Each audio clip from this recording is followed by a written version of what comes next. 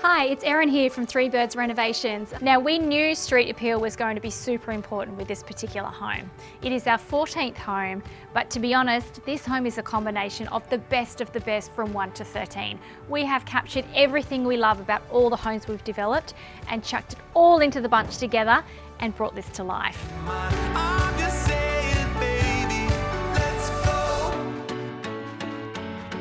So when we're talking about facades, we're talking about the front of the home.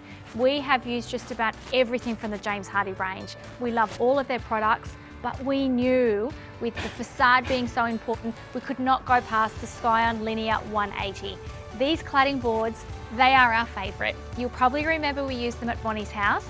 They are a really premium product, and we've got this beautiful corner soaker here to give this a really premium, prestigious finish. From the driveway of my house to your apartment where I am waiting now. Like a river connects to the ocean. They give a really great contemporary look because they're square and they're smooth. So the finish on them here is extremely smooth to touch and to look up. No wood grain there.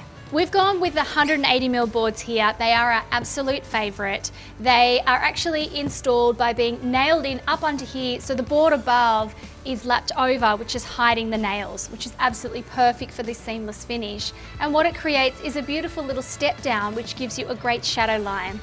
The thick linear boards allow for tongue and groove ends, meaning they can be joined without a supporting stud to reduce wastage and cost.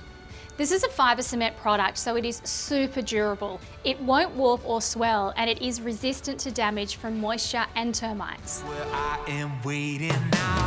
Like a river connects to the ocean. We've been working with James Hardie for so many years now. We've used their products on so many of our houses. We love the great variety they offer, but one of our favourite products, tried and tested, is the linear weatherboards.